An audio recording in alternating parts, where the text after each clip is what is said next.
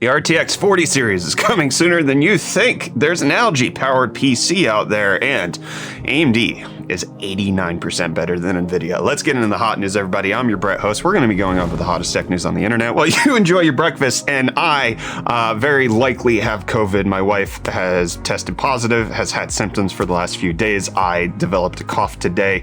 So that's going to be going on behind the scenes, and if there's a lack of hot news episodes this week, that's probably why, or even next week. But there's also going to be very few UFD tech videos coming out because I can't have my team here in the office, obviously, while my family is testing positive for COVID. So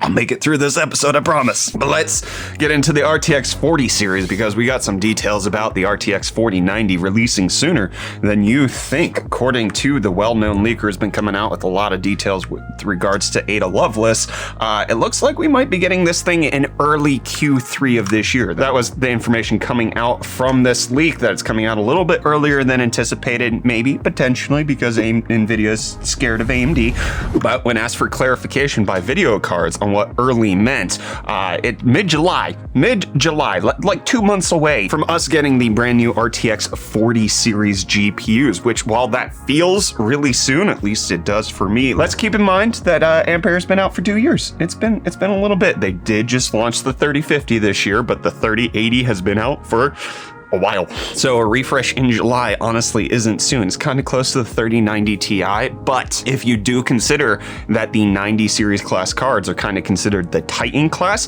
Nvidia's done this all of the time, where they would launch the Titan X and then they came out with, what was it, the 1080 Ti at the time, and then they came out with the Titan XP. So Nvidia has a history of just like constantly pushing releases back to back, but there's some more information on what the 4090 might be with regards to how fast it is from this same leaker, indicating that the 4090 will not be that 600 watt card that we've been hearing about. That's likely going to be reserved for the 4090 Ti and coming out either later this year or next year. But this 4090 will be a 450 watt card, so roughly equivalent to the 3090 Ti, but according to this, roughly 2 times the performance of the RTX 3090. And we've heard doubling numbers from every leaker out on the internet, either for RDNA 3 or for the RTX 40 series, or Nvidia used to always say that their cards were double the previous one. It's really hard to know if we can trust this, and obviously just wait until it comes out. But also in this leak, they indicated that they're disappointed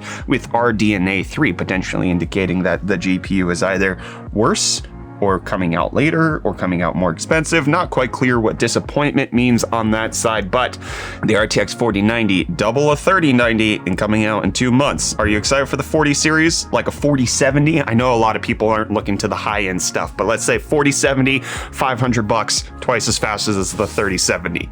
Does that interest you? Let me know down below in the comments. And in case you want to stay on the current generation, the RTX 3080 Noctua edition being released by Asus. This is a 4.1 slot card. Yes, my friends, over 4 slots for obviously noise reasons and cooling reasons. It has Noctua fans in there. It's a beefy, chunky guy, but in case you want probably what's going to be the quietest, coolest 3080 on the market, that's going to help you out. And the crypto market needs to be helped out right now because Bitcoin's down 3% to be under $30,000 again. Had a rough day yesterday. We talked about how it was over $31,000. Now it's down. Ethereum down 3.8% to be at $2,000, and Dogecoin down 3% to be at 8.7 cents. And in case you have some extra cents that you want to spend on PlayStation, Sony has unveiled a lot of their details on their extra PlayStation Plus tiers that they're going to be coming out with, including the games that are going to be included on these, the PlayStation Plus Extra and Premium subscription services. With regards to PS4 and PS5 games, it's actually quite remarkable. In case you haven't played a lot of the PS5 exclusives, you're going to get Demon Souls on there, Returnal's also going to be part of it,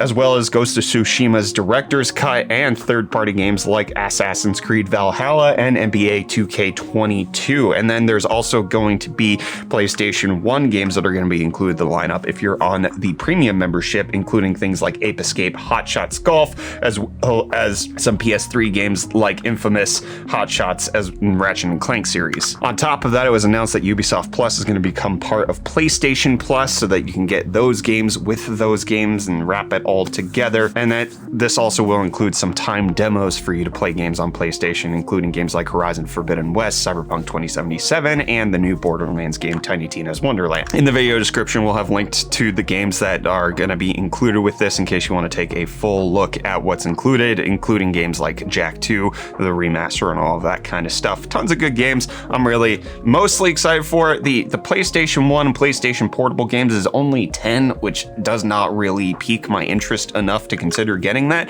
The PlayStation Plus Extra looks to be okay. The Premium, I'm not sure if I'd spend the extra money for that, but there is some talk about the PS1 Classics will have save states and boosted FPS, not just like a direct one-for-one port, but there's supposed to be like 850 odd games supported at some point. This is a fraction of what PlayStation will eventually be coming out with for their service. And speaking of fractions, there's a computer that runs on a fraction of power. In fact, just runs on algae. Scientists have created an algae computer powered by photosynthesis in the size of a AA battery, as you can see right there. This bad boy powering the ARM Cortex M0 Plus for over a year. It operated in a domestic environment and semi-outdoor conditions under natural light and associated temperature fluctuations. And after 6 months of continuous power production, the results were submitted for publication. So this bad boy paving the way for sustainable computing in a way that I haven't seen before. It's only a proof of concept, kind of indicating what could be used for Internet of Things, but even if this is used for like computers that could be powered for like,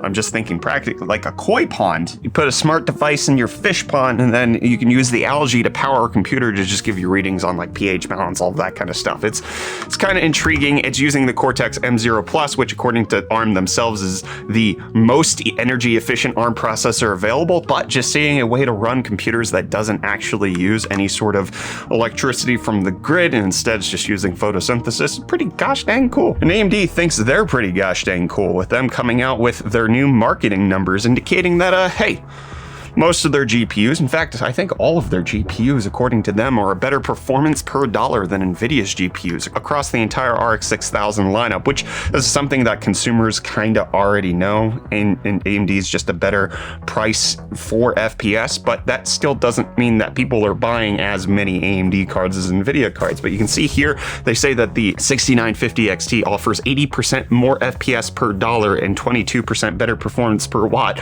but the 6400, my friends, is 89% more FPS per dollar than the 1050 Ti and 123% better FPS per watt, showing off that they just beat Nvidia down the stack. Whether you want 1080p medium gaming or you want 4K max gaming, they're bringing that to you at better FPS per dollar. It gets a little close in areas like, you know, the RX 6800, it's only 8% better, but they conveniently leave off the areas where, you know, more FPS per dollar for the 6500 XT and the 6750 XT, but not better FPS per watt because they draw more wattage than the cards they're comparing them to. It'll be fine. Who cares? It's not stacking the deck. Not at all. AMD's better in all ways, every ways. You guys always tell me that. Brett, why are you so mad about AMD being worse sometimes? I couldn't possibly say that because AMD's never worse. That's not how any of this works. And I'm not working anymore either. I'm gonna go rest. Thanks so much for watching this episode of Hot News. I'll be back hopefully tomorrow. I mean, it doesn't take a lot for me to come down here and film. It's like an extra 10, 20, 30 minutes out of my day. I can prepare Hot News while I'm in bed. We'll see what happens.